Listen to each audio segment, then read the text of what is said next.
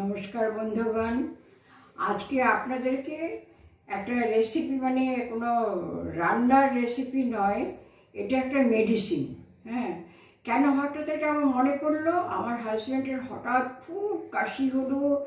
কাশি মানে সে হাঁপড় টানার মতন অবস্থা, কাশতে কাশতে কফ বেরোচ্ছে তো বেরোচ্ছি, মানে সেই নিঃশ্বাস নিতে পারছে না। হ্যাঁ, তখন আমি ভাবলাম যে আরে আমার বাড়িতে তো বাসক গাছ আছে, তুলসী পাতা আছে, তা আমি একটা তাই দিয়ে একটা করি, পাঁচনের মতন তৈরি করি, সেটা দিয়ে যেটাকে করা না কি বলে অনেকে, সেটা করি। তা সেটা করে খাওয়াই ভালো হবে। কারণ হলো আমার নিজের অভিজ্ঞতা থেকে বলছি, জানেন তো, আমার এক রকমের কাশি হয়েছিল, সেই কাশিটা কিছুতেই কমে না। কারোর সঙ্গে যদি আমি কথা বলতাম, অমনি আমার খুসখুস খুসখুস করে এত কাশি হতো যে আমি কারোর সঙ্গে কথাই বলতে পারতাম না, খুব লজ্জা পেয়ে যেতাম, চোখ মুখ লাল হয়ে যেত, কথাই বলতে পারতাম না। তারপর আমাদের তো হসপিটাল আছে, সেই হসপিটালে গিয়ে ডাক্তার দেখানো হলো, ডাক্তার ওষুধ দিলেন। যতদিন ওষুধ খেতাম ততদিন আমি ভালো। যেই ওষুধ খাওয়া বন্ধ হয়ে গেল, ব্যাস শুরু হয়ে গেল আবার সেই কাশি। তারপরে এই ভালো হয় না, আবার ছেলের কাছে গেলাম, ছেলেও ডাক্তার দেখালো আমাকে, সেখানেও সেই ওষুধ খেলাম, ভালো। ওষুধ যেই বন্ধ হয়ে গেল, ব্যাস আবার সেই একই অবস্থা। লোকের সামনে আমার কথা বলতে লজ্জা লাগতো, কারণ একটু কথা বললে আমার কাশি হয়ে, মানে সে বিচ্ছিরি ব্যাপার হয়ে যেত।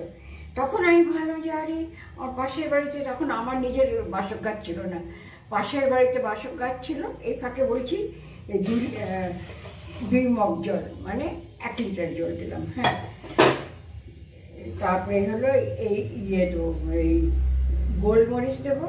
এই যে গোলমরিচ রেখেছি, দারচিনি রেখেছি, লবঙ্গ রেখেছি, আদা রেখেছি, তেজপাতা রেখেছি। হ্যাঁ, আর হলো এই যে কাবাব চিনি আছে, যে কাবাব চিনিটা হলো গোলমরিচের মতন দেখতে, কিন্তু একটা লেজ আছে, দেখুন একটা লেজের মতন আছে, এটা বলে কাবাব চিনি। যারা বিরিয়ানি টিরিয়ানি বানান তারা কাবাব চিনিটা চেনেন। কাবাব চিনি দেবো।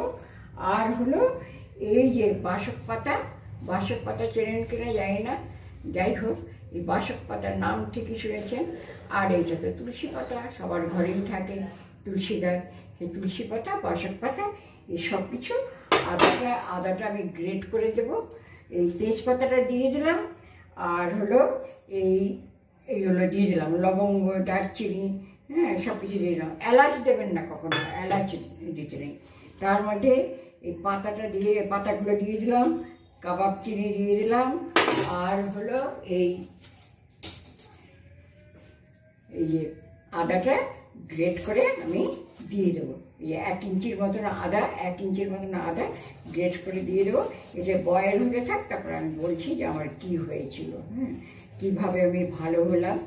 সেই থেকে আমি কারোর কাশি ঠাসি হলে পরেই এই জিনিসটাকে করতে বলি আমি, যে এই জিনিসটা করে খাবে, দেখবে একদম ভালো হয়ে যাবে। হ্যাঁ, এইটাকে বয়েল করে কী করবো, ধরুন এই যতটা জল দিয়েছি তার থেকে 1 ইঞ্চি বা 1.5 ইঞ্চি মতন যখন জলটা কমে যাবে, তখন অফ করে রেখে দেবো। আর এইটা ঠান্ডা হওয়া পর্যন্ত, মানে পাতাটা থেকে একটা কালার আসবে, এমনি করলে পরে একটু হালকা কালার আসবে, কিন্তু আপনি অনেকক্ষণ রাখেন। আমি তো কী করে ওভারনাইট রেখে দিই ফ্রিজের ভিতরে, তারপর দিন ছেঁকে গরম করে, তারপরে আমি মানে আবার ফুটিয়ে ছেঁকে তারপর গরম করে খাই। হ্যাঁ, সেটাতে বেশি উপকার হয়, সাথে চেটে সেটা, আর যে দরকার হয় তখন তো সাথে করবেন। হ্যাঁ, আচ্ছা, এটা এবারে ঢাকা দিয়ে দেবো, এটা বয়েল হতে থাক। আর যেটাই বলছিলাম, আমার ডাক্তার দেখিয়েও ভালো হয়নি, আমি তারপরে এই ফর্মুলায়, আমার ঠাকুমা করতেন, আমরা যখন ছোটো ছিলাম তখন ঠাকুমা এই জিনিসটা করে আমাদেরকে খাওয়াতেন। তখন তো আমরা ছোটো ছিলাম, খেতে চাইতাম না, মিশ্রি দিতেন, কিন্তু আমি যেহেতু সুগার পেশেন্ট, আমি মিশ্রিও দিই না, চিনিও দিই না, কিছুই দিই না, মধুও দিই না, আমি এমনি খাই। কিন্তু আপনারা একটু তাল মিশ্রি বা কিছু দিয়ে খাবেন, বা মধু মিশিয়ে খাবেন। হ্যাঁ, এটাই আমি বললাম। আর আমার বলতে নেই, 1 মাস খাওয়ার পর অনেকটা উপকার পেলাম। আমি কন্টিনিউ করেছিলাম 2 বছর, 1 বছর তো একদম ভালোই হয়ে গেছে, তবুও মনে হতো কখনো সখনো, তাই জন্য আমি 2 বছর কন্টিনিউ করেছি। আর যখনই আমার একটু গলার প্রবলেম হয় তখনই আবার বানিয়ে খাই। আর আমি নিজে একটা গাছ লাগিয়ে নিয়েছি, যে সবার অন্যের বাড়ি থেকে আনা সবসময় সম্ভব হয় না, হ্যাঁ, সেই জন্য আমি নিজে গাছ লাগিয়ে দিয়েছি। আর আমার সেই গাছ থেকে কত লোক ডাল কেটে নিয়ে গেল, তারা চারা বানালো, কেউ পাতা নিয়ে যায়, কাউকে মানা করি না, সবাই নিয়ে যায়, সবাই খুব উপকার।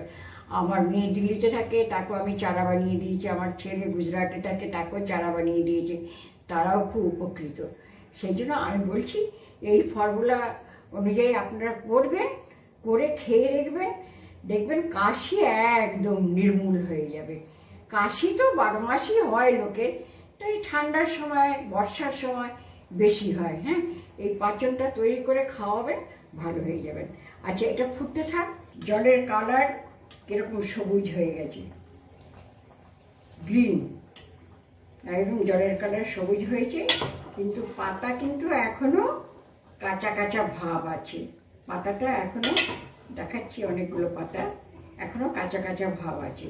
এইটা যখন আরও সেদ্ধ হয়ে যাবে আর জলটা আরও মজে যাবে, তখন আমি এটা অফ করে দিয়ে সারা রাত রেখে দেবো।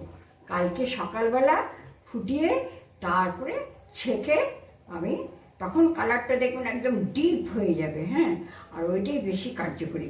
আর যদি হঠাৎ দরকার হয় তখন এইটাও খাওয়ানো যায়। আমার হাজব্যান্ডকে তো আমার হঠাৎ দরকার হয়েছে, এই জিনিসই খাইয়েছি, এইটাই খাইয়েছে, পরের দিন আবার গরম করে খাইয়েছি। আমি একসঙ্গে অনেকটা বানিয়ে রেখে দিই। আর যখন আমার ওইরকম অবস্থা ছিল তখন তো আমি এত গামলা গামলা এত বড় টিফিন বক্সে বানিয়ে ফ্রিজে রেখে দিতাম। রোজ 2 বেলা 3 বেলা করে আমি মাইক্রো ওভেনে একটু গরম করে খেয়ে নিতাম। হ্যাঁ, আচ্ছা, এইটা বানাচ্ছি আমার এক নাতনির অনুরোধে। নাতনি মানে ওই আমার বাড়িতে যে সে নির্মলা রান্না টান্না করে, ওর মেয়ের এই আমার মতন প্রবলেম হয়েছিল। অনেক ডাক্তার দেখিয়েছে, আমাকে গল্প করেছিল, মা অনেক টাকা খরচা করলাম, কিছুতেই ভালো হয় না, ওষুধ বন্ধ, আবার যে কি সেই হয়।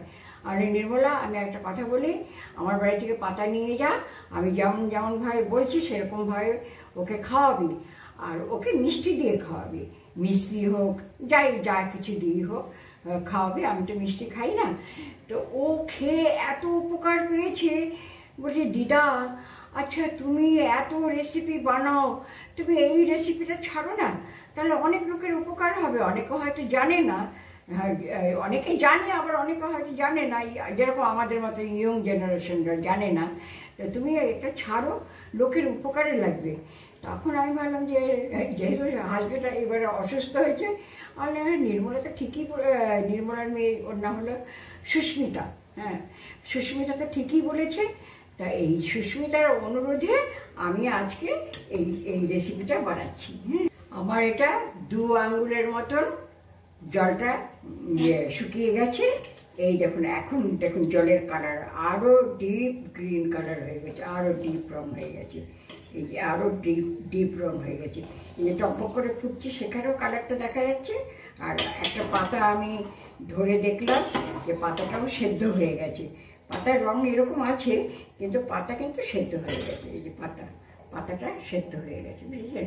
এই দেখুন আমি হাতে দিলাম না, হাত গলে যাচ্ছে। এই যে নরম হয়ে গেছে, একদম নরম হয়ে গেছে একদম। তারপরে এটা হয়ে গেছে। আবার তো কালকে আরেকটা ফুট দেবো, আজকে তো ওভারনাইট রেখে দেবো, যে এটা নির্যাসটা যাতে খুব ভালোভাবে বেরোয়, সেটা ওভারনাইট রেখে দেবো। রেখে দিয়ে কালকে একটা ফুট দিয়ে ছেঁকে রেখে দেবো। তখন আবার আপনাদেরকে আমি কালকে দেখাবো যে কীরকম হলো জিনিসটা। হ্যাঁ, আচ্ছা, তারপরে যদি সবাই যদি খেয়ে উপকার পান, তাহলে আমাকে অবশ্যই কমেন্টস করে জানাবেন। হ্যাঁ, আচ্ছা, তো কালকে তো দেখাবো ছেঁকে, কিন্তু আজকে বলে দিচ্ছি, যদি আপনাদের মনে হয় যে এটা খেলে উপকার হবে, ভালো হবে, হ্যাঁ, তাহলে অবশ্যই সাবস্ক্রাইব করবেন, লাইক করবেন, শেয়ার করবেন, কমেন্টস করবেন। হ্যাঁ, ওকে, আজকে থাক, কালকে সকালে ছেঁকে আবার আপনাদেরকে দেখিয়ে দেবো আমি। বন্ধুগণ, কালকে আপনাদের আমি বলেছিলাম যে কালকে দেখাবো, আগামীকাল দেখাবো, যে এই পাতাটা, বাসক পাতাটা করেছিলাম যে, সেটা আমি আবার বয়েল করে বা ফুটিয়ে তারপরে ছেঁকে রেখে দেবো। হ্যাঁ, তারপরে যখন দরকার হবে তখন গরম করে সেই উনুনেই করুন বা মাইক্রো ওভেনে করুন, গরম করে।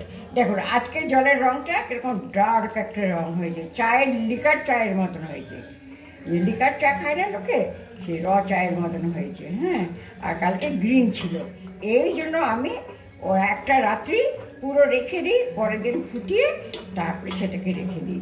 এইবার এটাকে আমি মগে ঢেলে দেখাচ্ছি কতটা আমি কম করেছিলাম।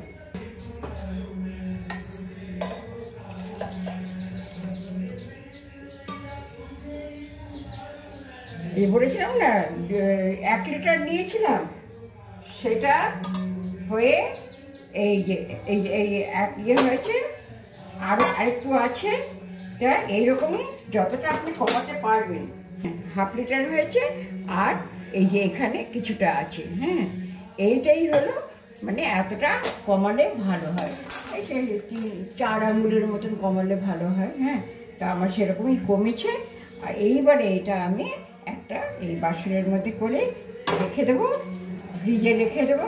ফ্রিজে রেখে দিয়ে তারপরে আমি যখন দরকার হবে প্রয়োজন মতন বার করবো। হ্যাঁ, গুড মর্নিং। আজকে আপনাদেরকে লাস্ট ফিনিশিংটা দেখিয়ে দিলাম, ওইভাবেই রাখবেন। হ্যাঁ, আশা করছি সবাই ভালো থাকবেন, আজকের দিনটা আপনাদের সবার ভালো কাটুক, এই প্রার্থনা রইল ঠাকুরের কাছে আমার। হ্যাঁ, আচ্ছা, ওকে, থ্যাংক ইউ। আর জানাবেন কে কতটা উপকার পেলেন না পেলেন জানাবেন।